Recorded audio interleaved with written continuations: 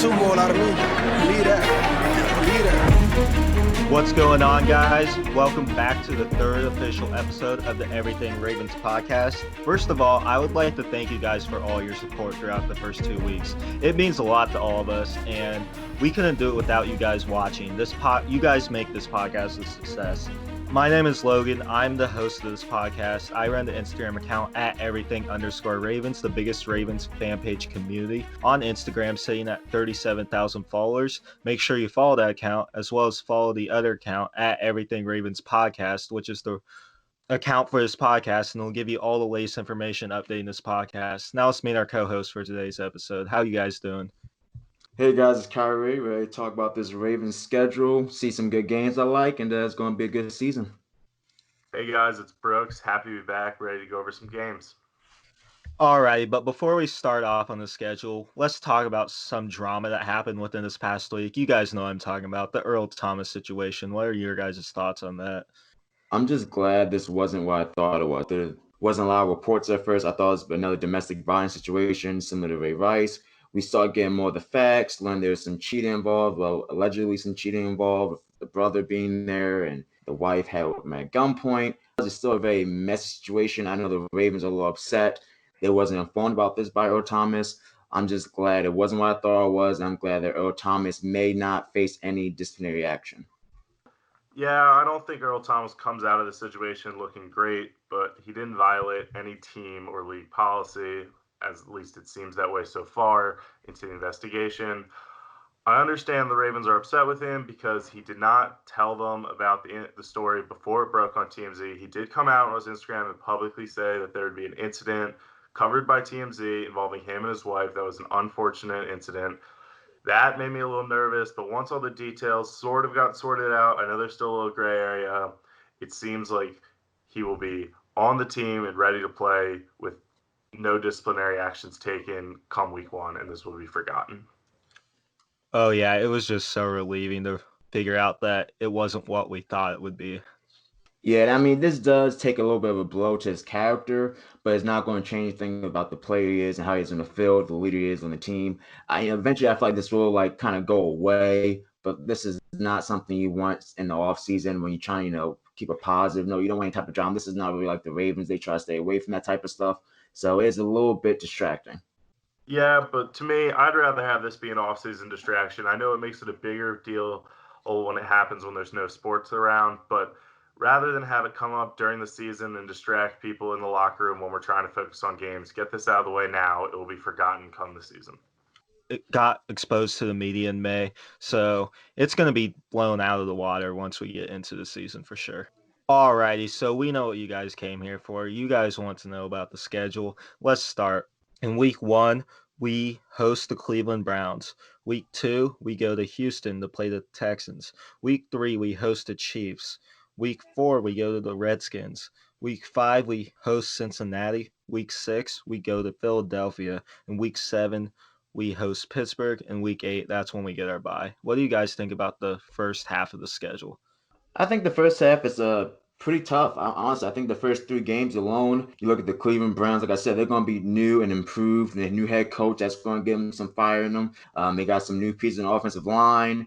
This team is much better than it was last season. They started a pretty good roster. They just couldn't get the wins. So Cleveland, that's going to be a tough one in the first game. Houston Texans, I know we kind of blew them out and kind of destroyed them when we last faced them. But Deshaun Watson, he's still a very talented quarterback. That's still a very talented team. I know you lost DeAndre Hopkins, but I feel like it's still going to be very competitive. And then week 3, Chiefs. I mean, this is going to be a showdown for the ages. It's going to be on Monday Night Football. It's going to be big. The last game was really big. This is going to be exciting. I mean, look at the 2 quarterbacks alone, Patrick Mahomes, Lamar Jackson. I feel like this is the next Manny, Brady, and AFC rivalry that we're going to have. Is really exciting to watch. So it's going to be tough, those 3 games alone. Then week 6, you got the Eagles. And then week 7, you got the Steelers. So back-to-back tough games against Carson Wentz and Big Ben. It's going to be a tough stretch. It really is. I feel like that's where you're going to see some of the losses come up in the season. Yeah, definitely. After starting our season 2-2 last year, you see early season, that's when you get some of the kinks out. That's when you're fixing some of the problems you couldn't fix during the off season. So definitely an important stretch for us. I think after coming off last season where we had the toughest schedule in football, you kind of took a sigh of relief when you saw the divisions we were playing this year. But there are no days off in the NFL. Every team can beat everyone on any given Sunday, so you have to bring it. I actually like the matchup with the Browns week one. I think we do a great job getting prepared for the season week one. Harbaugh's 9-3 in week one matchups, and the Browns in that time are 0-11-1. You have to go back to 2004 to find the last time they won a week one matchup. I think they always play us tough, and facing them week one kind of gives us the upper hand. The last two season openers, the Ravens have outscored their opponents by a combined 106-13, just a whopping margin. I'd rather face them here than later on. I think they have a lot of great pieces, and they're going to slowly put it together. Kevin Stefanski, you see a rookie coach's first game. I think this matchup favors us. And then obviously you got to look forward to week three, the matchup against the Chiefs, Monday Night Football at home. First time Lamar hosts Patrick Mahomes. He's 0-2 in Kansas City. I think we have the slight upper hand in this game. You look, we're at home. We have two big games before to kind of prepare. I think we went into Kansas City last year a little flat, coming off of the Dolphins and Kyler Murray's first ever road game. We hadn't really had a competitive schedule before that. We were nervous. I think Harbaugh played a little too aggressive, went for some 2-point conversions, didn't pan out, set us back a bit. This time around, we'll be ready. We'll be better prepared. And not that he ever needs it, but Marcus Peters, a little extra motivation playing against the team who drafted him. His first game as a Raven against the Chiefs. You know, we saw against the Rams, he loves making big plays against his forward teams. I think he's going to have a big game. And I think we get it done at home, set a tone for the season. Oh, yeah, I'm just so excited for that Kansas City game week 3. This may sound bad as a Ravens fan, and I know Ravens fans aren't going to like me saying this, but I absolutely love Patrick Mahomes. Maybe Texas Tech bias there, but Patrick Mahomes is a stud. I'm happy we get to play him for the third year, and I'm happy that him and Lamar will be this great quarterback rivalry for the next decade or so. So that's the game on the first half of the schedule that I'm really looking forward to, and I'm pretty sure everyone's looking forward to that game versus Kansas City. And I agree with Brooks as far as last year's game with John Harbaugh being a little too aggressive. It was a little frustrating. We all know John; he'll go for it, and 9 out of 10 the Ravens can convert. But it was a little too aggressive. Kind of took us out of the game and kind of took away. And we could actually, I think, won that game. But I do think we have better advantage this time around. We're going to be home. I think the Ravens finally do get it done against the Chiefs. So it's going to be very fun to watch. Okay, out of this first half of the schedule, obviously Kansas City's our toughest matchup, but who would you guys say is the most likely to potentially upset us in the first half of the season? I think at the Eagles is not a matchup I love. You know, we faced the Eagles at the end of kind of a tough stretch for them. They're at the Niners, then at Pittsburgh, and then home against us. Hopefully they can knock off the Steelers and potentially help us out there. But if not, then they're trying to play us to avoid an 0-3 skid. I never like those type games. It always motivates the team a little bit more. Philly is an underrated, tough place to play. I think Sanders, their running back, is poised for a breakout year. Philly was second last season in time of possession, only behind Baltimore. I imagine they try to keep the ball out of Lamar's hands and run the clock. I think we get the job done there, but I think it's a little bit of a trap game for us. I was very close to going with the Eagles, but I'm actually going to say the Bengals. And I'm going to surprise some people with that pick. Cincinnati has always been a team we've struggled with. I mean, I know last season, before that, it was different. We saw against some wins against them, but this is a team that usually has, beat us twice in the season before. I know this is not the same regime, but I was a big fan of Joe Burrow. To me, he had the best collegiate season of any player. I mean, he's going to have some success in the NFL. I know the Ravens have had a good history of opposing rookie quarterbacks. But I just feel like the Bengals are not going to be as bad as people think they're going to be this year. I think Joe Burrow is going to get some plays.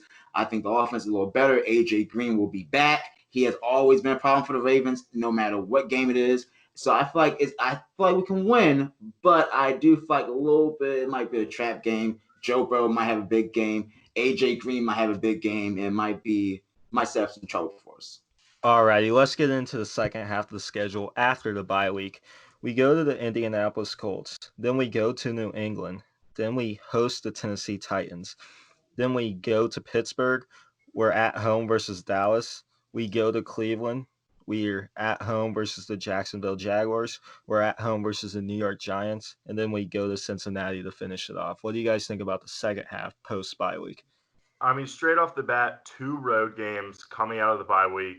Haven't seen that very much. Lamar's only had back-to-back road games one time in his career. He split it 1-1. I know it seems like a small detail, but that stuff can really throw a team off its rhythm. I like the bye week going into that. I think weeks 9 through 13 is the toughest part of our schedule. I think that back half gets a little easier. You have to worry about that because we saw that happen last year where we had our very competitive, tough part of the schedule. We got through it, and then we didn't have that competitive edge going to playoffs with 3 weeks off. But I think the bye week comes at the perfect time. I love it mid-season, and I think we have our work cut out for us ahead of that. Yeah, I have to agree with you. I mean, the one thing I wanted to say though, very early on was Patriots. I imagine if Tom Brady was still a Patriot. I mean, we would have had the Colts, Phillip Rivers, Tom Brady, Tennessee with Derrick Henry, and then Big Ben with the Steelers. I'm kind of glad Tom Brady left, but we don't know what the Patriots going to look like. We don't know if Jared Stem going to be the guy. So Patriots, I'm not really too worried about. Colts, that's going to be a very tough team. Great offensive line. Phillip Rivers is going to be back to what we know he is, a Pro Bowl caliber quarterback, maybe a future Hall of Famer.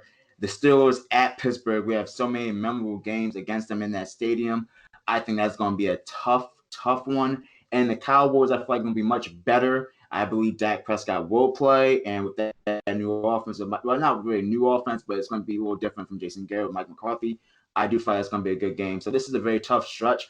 And I do feel like the Ravens will struggle a little bit with some of these road games, especially the first two, the Colts and New England. What games are you guys most excited about with the second half? Well, I think Week 12 at the Steelers, Thursday Night Football, Thanksgiving night is one of the defining games of our season. This, to me, next to the Chiefs game, is the toughest game on our schedule. Lamar really struggled in Pittsburgh last season. Narrow victory, threw 3 interceptions, and just didn't really look the same. Going into Pittsburgh, prime time, Thanksgiving night, lights shining the brightest. I hope Lamar comes out there. He plays loose, plays with good energy, the same way we saw him do last season in the Rams game and so many other games. I think this will be a tough environment to play in. Frankly, we were a little spoiled for years. Joe Flacco did a great job in this scenario. He loved playing in Pittsburgh. The noise, the atmosphere didn't really bother him. I think it was really key to jump out to an early lead, settle Lamar down, get this team rolling. I look at the Steelers game, and that's the one that I'm most excited about with the second half of the schedule too. Pittsburgh, it's the biggest rivalry in the NFL. Ravens-Pittsburgh, prime time, does not get much better than that. The previous people in this rivalry, whether it's Ray Lewis, Troy Polamalu, Ed Reed, James Harrison, all those guys really set the tone for this rivalry and really made this rivalry great. And it's Lamar's turn against like TJ Watt in this new breed of Steelers team, and I'm really excited for this game. In prime time, like I said, it's going to be fun. I am very excited about the Steelers game, but I'm really more excited about Tennessee, only because last year was so heartbreaking watching that playoff game. I was really expecting us to beat Tennessee. I didn't really think it would be what it was. I thought it was going to be a close game, but the Ravens would find a way to win. So that was very devastating. I'm really excited about that. How did the Ravens prepare for Derrick Henry this time around? Are we going to be able to stop Derrick Henry this time around? And, let's see what the Ravens can really do. I want Lamar Jackson to have a very big game that game. So I was much excited for a good old Ravens-Steelers game. I really want some revenge. One other game that I would like to point out that I'm also very excited about is the game versus the Dallas Cowboys. That game's going to draw a ton of viewers. The Cowboys are probably the most popular team in the league. They're called America's team for a reason.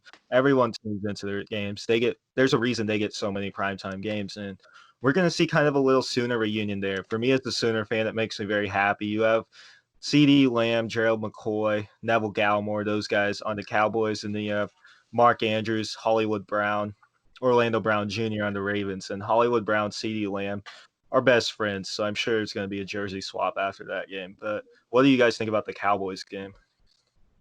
Yeah, I mean, both teams will play on Thanksgiving Day the week before, so they'll have a full week of rest before the Thursday night game. I think the key to that game is slowing down Zeke. I understand Dak is in a contract year trying to prove himself, but I think we have the weapons in the secondary to match up with Cooper, CeeDee Lamb, and Gallup. I'm not quite buying into the Cowboys hype yet. I know they have a lot of great pieces. They haven't really been able to put together. They were 2-7 last season against teams that were 500 and better. We're at home. We have all this energy coming off us after going into Pittsburgh, playing that tough part of our schedule. I think we get it done. I definitely think it's going to be a big win for the Ravens. I mean, the Cowboys haven't really, like you said, been very successful against winning teams. But I was a big believer that Jason Garrett was a huge problem for that organization. He's just, to me, as an average at best head coach. I do feel like Mike McCarthy, this guy has won Super Bowl before. He has won a lot of games, a lot of conference titles, division titles. This is a guy who knows how to get it done. So I do believe Mike McCarthy now at the helm, Cowboys will be more competitive, will be better. You just never know with them because they kind of just mess things up for themselves. But I do feel like the Ravens have the secondary to match up with the weapons on offense. I feel like the Ravens' overall defense is going to do a good job neutralizing Dak Prescott and Ezekiel Elliott. I do feel like it will be a win for the Ravens. Okay, so obviously most people would agree that that stretch of Tennessee, Pittsburgh, and Dallas is our toughest stretch this year. But what do you guys think with the second half of the season? What team has the best chance of potentially posing an upset threat to us? Well, I'm going to go right after that and go week 14 at the Browns, Monday Night Football. That's the third straight primetime game. I agree. I think that stretch of week 9 to week 13 is the hardest part of our schedule. I don't want to take our foot off the gas there. The one advantage we have is we have 11 days in between games there. We have a Thursday night game to a Monday Night Football game. It's 11 days. It's practically a second bye week. However, the Browns play us really tough going into Cleveland. A lot of people forget last year we went to Cleveland and we were flat for practically the entire first half before 2 late touchdowns, which kind of gave us a big boost going into the second half. I think we have to come out strong there. And I think that game sort of segues into that later part of our season versus the Jaguars and the Giants and the Bengals, where we can take our foot off the gas a little bit and look a little bit forward to the postseason. But their divisional matchup, we have to play strong, come in, fired up, and play well. And I would have to agree with the Browns. I mean, I do have the Ravens winning that first matchup against the Browns in week 1, but I do feel like this is where they can lose to the Browns. I mean, this is coming off a tough stretch, like you said, with the Colts, the Patriots, the Titans, the Steelers, Cowboys. That's coming off a very tough stretch. I do feel like momentum is going to take a little bit of a swing to the left. And the Cleveland Browns, we don't know where they're going to be. Like I said, this is a much better football team. I think it's going to be better coached. And the Browns already gave us problems last year in that one game. I mean, Baker Mayfield absolutely shredded us. So I do feel like the Browns will be in trouble. I feel like the Ravens could cost and slip up with some mistakes. It's late in the season. They're tired. They're beaten down. I feel like this is when the momentum takes a little bit of a left swing before they kind of get back together for the end of the season. Yeah, and I think it's been a while since we actually played a game in Cleveland on Monday Night Football. I think the last time was the Will Hill kick 6 game, walk-off touchdown for the Ravens. So if you look at that, it always comes down to the wire for the Browns one way or the other. I don't know why. They have a way of playing us tough. We have to come in there with that expectation and deliver the first punch. Oh yeah, and I'm speaking for Baker Mayfield specifically. He's probably going to be a bit motivated in this game because everyone talks about Mahomes and Lamar as the next quarterback rivalry. Baker's probably like, hey, don't forget about me, and he wants to kind of have a good game against Lamar to prove that him and Lamar are a valid quarterback rivalry as well. Yeah, I agree. I think this is kind of a make it or break it year for Baker. And if you look at his schedule, I can't say he can really prove himself week 1. He can come off to a fast start against the Ravens and Lamar, but he can't really prove himself. Later in the season, you see him week 14, Monday Night Football, prime time. Him having a big game would go a long way. And you know Baker's a showman. He loves showing off when the lights shine the brightest. So this is a big game and big opportunity for him. Can't let him capitalize. I have to agree with you guys. I love me some Baker Mayfield. I love them at Oklahoma. I feel like second year was a big of a sophomore slump. I feel like he's going to come back. He's going to be full throttle. He's going to give us everything he's got. He's going to show he's a Pro Bowl talent. I mean, it's going to be big. I think it's going to be a nice matchup. I don't think it's going to be a defensive game. I think it's going to be a shootout. Honestly, I feel like it's going to be a 28, 35, 35, 42 type of a game. I feel like Lamar Jackson and Ravens offense is going to be able to keep up with Cleveland, but if Baker Mayfield has the last drive and has a chance to put some more points on board before time runs out, that's when things might get a little dicey. Another game I want to point out at the end of our schedule is actually week 17 at the Bengals. I like this matchup for us. I think it's important. Last season, we came in week 17, home against the Steelers, a rain game. We had all of our starters out. We cruised through them, and it wasn't really a big deal on our schedule. It was kind of a blip. I think Burrow, last game of his rookie season, no matter where the Bengals sit in the standings, he'll come out. He won't just roll over. He'll play tough. I think it's important for us to have a competitive game going into the playoffs. If you look week 15 and 16, we're home against Jacksonville. We're home against the Giants. I think it's nice week 17 to have a little bit more of a competitive game, get that edge back going into the playoffs so we don't lose that chip on our shoulder. Oh, yeah, and one other thing I would like to point out with that game is even though the Bengals, nobody's really expecting them to be good, people are expecting the Ravens to be good. And if this Week 17 game has playoff positioning on the line for the Ravens, the Bengals don't like us. We all know that. They're going to be motivated to try to ruin any playoff positioning that we may have with this game. And that's something to point out for the entire season. We established ourselves last season as one of the best teams in the NFL, and we're going to have a target on our back the whole year. If you even look at the Washington game, Chase Young in his pre-draft workout said the quarterback he wants to sack the most is Lamar Jackson. Typically, that goes to Tom Brady, Aaron Rodgers. No, it's going to the reigning MVP, Lamar Jackson. He's going to have a huge target on his back for defensive ends and linebackers licking their lips all season, seeing him on their schedule. You got to have him avoid big hits, but every team for 4 quarters is going to try to hit us and beat us. Yeah, Chase Young just better hope he can touch Lamar. I mean, this guy can avoid the pressure. I mean, he's so elusive. He can make you look sometimes silly and stupid. So, hopefully his legs don't get broke and he can actually lay some hands on Lamar. Yeah, sacking him is easier said than done. Another game that I would like to point out that I'm very interested in, and I think could be a potential trap game coming right off that bye, is that Indianapolis Colts game. As I resorted to in the last podcast, I think the Colts are going to be a low-key dark horse in the AFC. I really like their roster, what Chris Ballard is doing. I think Frank Reich's an excellent coach. I think Philip Rivers, with those weapons around him, he's going to have a better year than he did last year. And the Colts, that's a game, especially on the road. That's a potential trap game for me too. Yeah, I noticed that, and I know you love the Colts. And before the schedule came out, I saw that as a trap game. But coming off the bye, I feel really good about that. Harbaugh is 10-2 in his career coming off the bye. I know it's a road game. I know they have a great offensive line, and Marlon Mack and Jonathan Taylor will make a great backfield together this year. I do believe that. But coming off that bye, Harbaugh will have our guys ready and prepared. Lamar Jackson will just be too much for that defense. I think we get that done. Yeah, I feel the same way. I think the Ravens find a way to win that game. It will be a tough one. Phil Rivers will be good. The offense will be good, but the offensive line is really good. But I do feel like the Ravens have enough firepower, more firepower actually, to put some points on the board and kind of keep it very distant. So I do think Ravens will win that game. Yeah, I mean, Rivers for some reason has always given the Ravens trouble.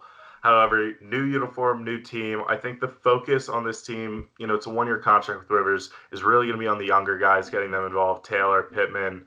It's less about the weapons that they currently have right now. They're looking more towards the future.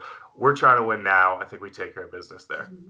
One other game that I would like to point out is the New England Patriots. They may not have Tom Brady anymore, but it's still prime time. It's our only Sunday night football game of the year. And New England's a very tough place to play, especially to go into New England at night and win. That is very tough. But it's something that I think we can do, but it's going to be a tough game, especially against that defense.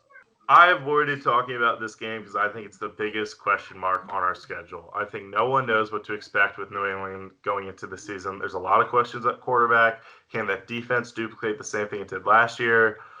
Belichick getting a second look at Lamar will be different this time around. I really don't know what to expect, although anytime you go into Foxborough, you can expect a competitive game. I'm sure Belichick will have some tricks up his sleeve to try to confuse us and throw us off our game. Definitely something you have to look out for, but I think our talent is just too much for them to stop on both sides of the ball. To me, the biggest question is Jarrett Stidham. We don't know how he's going to be, if he's going to be really good, if he's going to be mediocre. To me, he's the biggest question mark because there's not a lot of film on the guy. You have to go back to his days at Auburn and before that Baylor. So he's the biggest question mark for me. The defense, I'm not really sold on this defense. I know the defense was really good last year, but the Ravens was the first real offense that defense went up against, and the Ravens punched them in the mouth very early on and controlled that entire game. I'm not really sold on the defense. I feel like the Ravens will once again have their way with that defense, run the football down the throats. I think Lamar Jackson will be tough to stop. I'm confident that we can win because, listen, at the end of the day, there's no Tom Brady. That's the guy feared in New England for all these years. He's gone. I know Bill Belichick is one of the greatest coaches of all time, but no Tom Brady. I think Ravens will win that game. Alrighty, so one thing I would like to point out about our schedule too is the fact that everyone says that we just have such an easy schedule. And I'll start out in this one. In my opinion, Our schedule record-wise with these teams last year, it may look easy on paper, but in the NFL, no game is easy. These are the best football players in the world. They're going to come prepared every week. And in the NFL, you have to be prepared or else you're not going to win these games. Like, nothing in the NFL is easy. That's my opinion on it. Yeah, I look at our schedule, and I look less at the team's records from last season. I look at how they match up against us. You could argue the weakest part of our game is our run defense, and we have to face Nick Chubb twice, Derrick Henry, Saquon Barkley, Ezekiel Elliott. These won't be easy matchups for us. There's sort of a book out now on how to slow us down. It's not new. We are going to try to stay ahead of the curve and adjust. I have full faith in our team to do that, but certainly there's a lot of good teams on our schedule. The Cowboys and Eagles weren't able to put it together last year. I expect them to improve. The Giants did a lot. And then obviously with Tom Brady leaving the AFC, a bunch of those teams will be competitive now. I think that whole division is going to jump up. I think Houston making some moves this offseason makes their division up for grabs. I think there's going to be a lot of teams we have on our schedule vying for playoff spots that want to knock us off our pedestal. I do feel like that schedule is way more tough than people are giving credit for. I know based off the records from last year, they're saying it's one of the easiest schedules, but all these teams, for the most part, except for maybe the Texans and maybe the Giants, have improved. I mean, even look at the Bengals. I have them winning at least 6 games. I'm not going to say it'd be a playoff team, but I have them winning 6 games. They're going to be very competitive in that division. Bengals got better. Redskins, I think Ron Rivera is one of the not A1 head coaches, but he's like B. He's B level, and that's very good in NFL. He's going to bring a whole new culture in Washington. I feel like that defense got a lot better. It's a scary defensive front. We have to find out about Dwayne Haskins, but I feel like the Redskins got better. So I don't feel like that's going to be a cakewalk. Like I said, Bengals, all Colts got better. Titans are pretty much, I think, going to stay the same competitive team they was last year. The Steelers got better with Big Ben back. Cowboys, I feel like, got better. So all these teams, for the most part, has improved. So I feel like it's going to be way more tough than people are giving credit to. But I do think the Ravens will be have a very good successful season. I think we're going to have the most competitive division in football this season. I think every team in our division improved drastically. And I think when you look at it that way, it's going to add extra emphasis on each game in the division and outside the division because you have to stay ahead of the teams that are chasing you. And to piggyback off of that, I believe this division is going to have 3 playoff teams. I really do. I feel like it's going to be Ravens, Browns, Steelers. I feel like they can possibly have 3 playoff teams this year. Oh, yeah, the Steelers are always going to be a threat because of their culture. As long as Big Ben, Mike Tomlin are there, they're always going to be the threat. The Browns, it's not – I mean, as much as we hate the Browns or dislike the Browns per se, they have a very talented roster, one of the most talented rosters front to back in the league. And if they can put it all together, they could be a threat. And then the Bengals, I don't see them as a playoff team, but I think they'll definitely improve from what they had last year because there's no denying that they did not improve this offseason. They did improve. And on a more positive note, though, if you look at our schedule from last year, it was the toughest schedule in all of football, and we managed a 12-game winning streak and to smash every single record along the way. I think this team can handle the challenge of this schedule. I understand we still have some tough games. We have a long stretch where there are no easy breaks, but certainly this team has the horses to do it. All right, before we wrap this up, what do you guys think the predictions for our record's going to be? I'm going to go 12-4. I don't think we can duplicate the same thing we did last year. It's just unrealistic. I would love for it to happen. I don't see a game on this schedule that we will go in as the underdog in terms of points. However, the relentless toll of the NFL, we're going to drop some games. I think we're going to be vying for that bye in the AFC with the Chiefs. I think we're going to have a great year offensively and defensively, and you can always rely on special teams. But, there's just going to be a handful of games that we can't get the job done. I feel like the Ravens will end up being 13-3. I think the Ravens will one more game than what you're saying.